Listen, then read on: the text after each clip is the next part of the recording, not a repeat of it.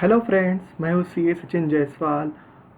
आज मैं आपके साथ अपने यूट्यूब चैनल टैक्स अपडेट पर कुछ ऐसे सेक्शंस के बारे में डिस्कस करने जा रहा हूँ जो कि आपको इस साल 2020-21 में बहुत ही ज़्यादा यूज़ होने वाले हैं।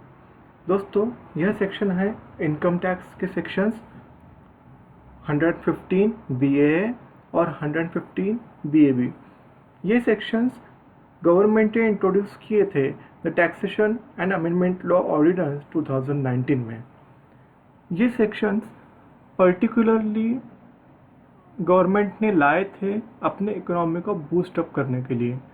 दोस्तों, आपने देखा ही होगा कि 2019 में हमारे इकोनॉमी में बहुत ही ज़्यादा डाउनफॉल आ चुका था, तो गवर्नमेंट ने उसका एक मेजर बोलकर इस सेक्शन को इंट्रोड्यूस किया जो कि नए बिजनेस को प्रोत्साहित कर सके और अपनी इकोनॉमी को बूस्ट अप कर सके।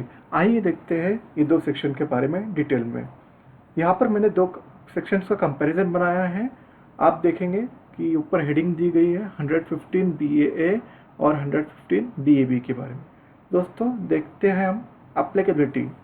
Applicability 115 BAA applicable to domestic companies and 115 BAB also applicable to domestic company, but that domestic company should be in manufacturing business. अगर आप मैन्युफैक्चरिंग बिजनेस में नहीं हो तो आपको ये सेक्शन अप्लीकेबल होगा 115 BAA। तो टैक्स रेट के बारे में देखेंगे तो 115 BAA का टैक्स रेट है 22% और वही सेक्शन 115 BAB का टैक्स रेट है 15%। और अगर कमेंसमेंट या स्टार्टिंग ऑफ बिजनेस की बात की जाए तो 115 BAA में ऐसी कोई कंडीशन नहीं है कि आपने इस डेट को ये बिजनेस स्टार्ट करना चाहिए था, लेकिन 115 BAB में ऐसे टर्म्स दिए हुए हैं कि your business of manufacturing should start after 1 October 2019 and the business should commence its manufacturing or production of article or thing on or before 31st March 2023। अगर आप मैन्युफैक्चरिंग बिजनेस 1 अक्टूबर 2019 के बाद इनकॉर्पोरेट करते हो और आपकी मैन्युफैक्चरिंग एक्टिविटी 31 मार्च 2023 से पहले अगर करते हो तो आप इस सेक्शन में फिट बैठते हो। लेकिन इसके साथ और भी कुछ कंडीशंस गवर्नमेंट ने डाली है, जैसे कि आपका जो बिजनेस आप नया स्टार्ट कर रहे हो वो should not be out of splitting up और रिकंस्ट्रक्शन ऑफ एग्जिस्टिंग बिजनेस। ये पूरी तरह से नया बिजनेस होना चाहिए।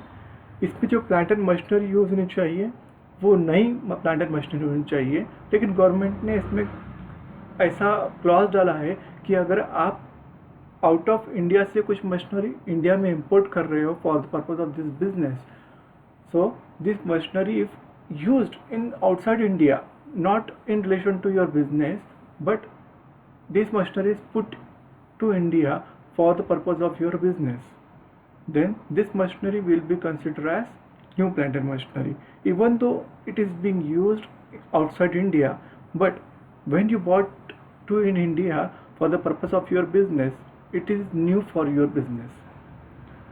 तीसरी कंडीशन गवर्नमेंट ने डाली है कि ये बिजनेस की बिल्डिंग जो है वो होटल या कन्वेंशन सेंटर के लिए यूज़ नहीं होनी चाहिए, जिसका आपको डिडक्शन मिलता था अंडर सेक्शन 80 ID के अंदर।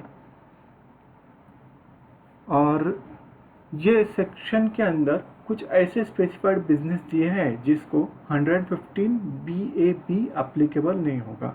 115 BAA के अंदर ऐसी कोई कंडीशंस नहीं है, ऐसे कोई स्पेसिफाइड बिजनेस दिए नहीं गए जिसको ये सेक्शन अप्लीकेबल होगा या नहीं होगा, लेकिन 115 BAB में ऐसे स्पेसिफाइड बिजनेस गवर्नमेंट ने ऑलरेडी नोटिफाई किए हैं जो कि 115 BAB को आप यूज़ नहीं कर सकते उस बिजनेस के लिए।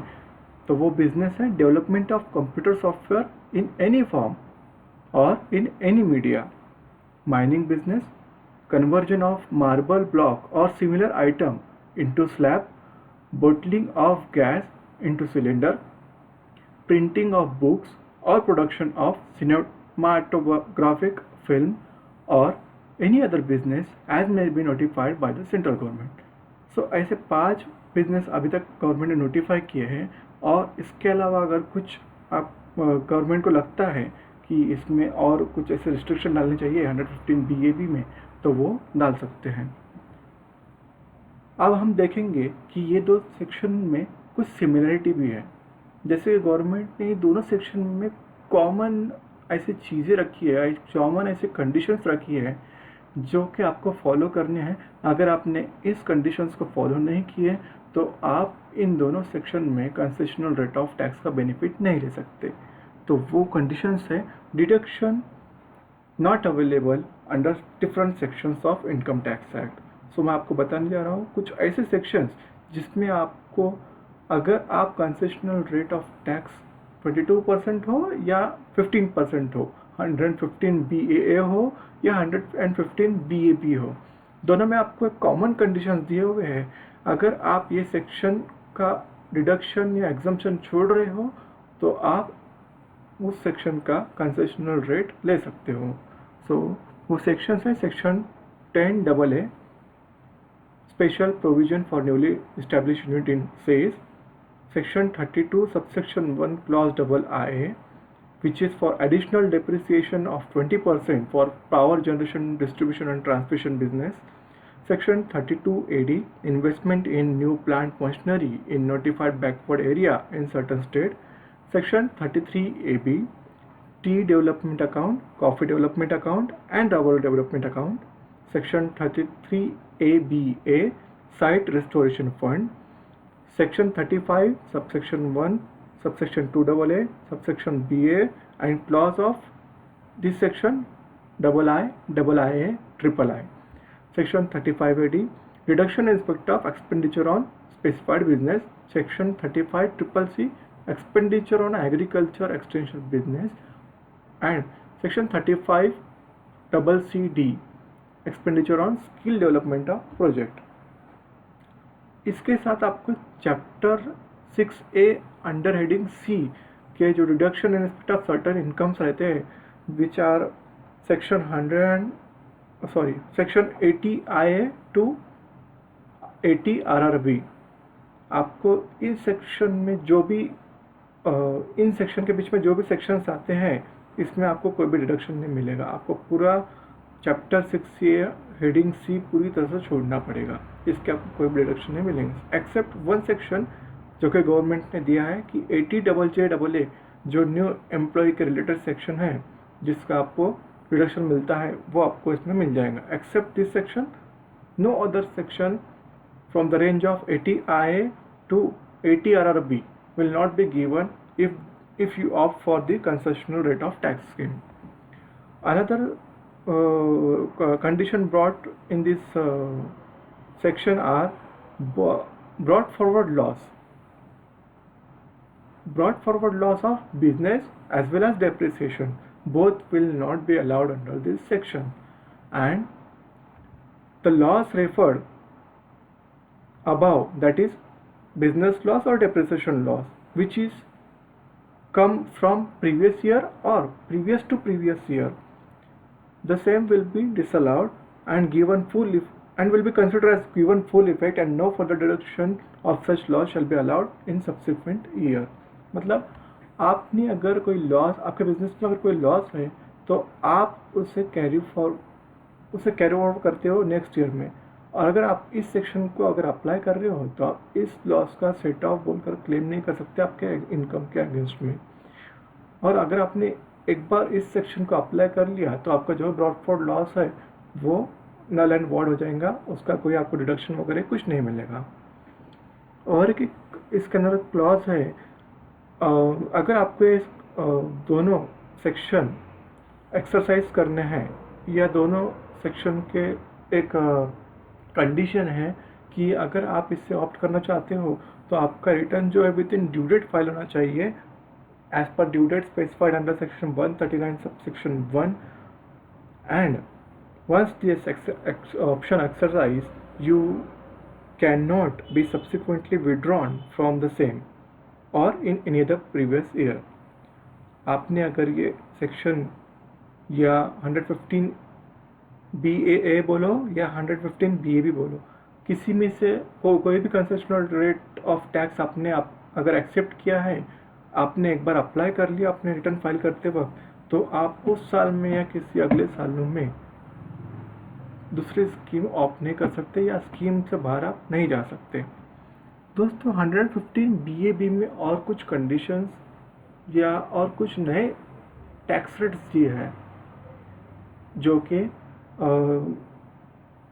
कुछ लोग जो होते हैं वो कंसेशनल रेट ऑफ टैक्स का फ़ायदा उठाने के लिए स्कीम में जाते हैं और किसी और बिजनेस का अपना इनकम जो है इस बिजनेस के थ्रू रोटेट करते हैं, क्योंकि उसके ऊपर टैक्स रेट कम लगता है।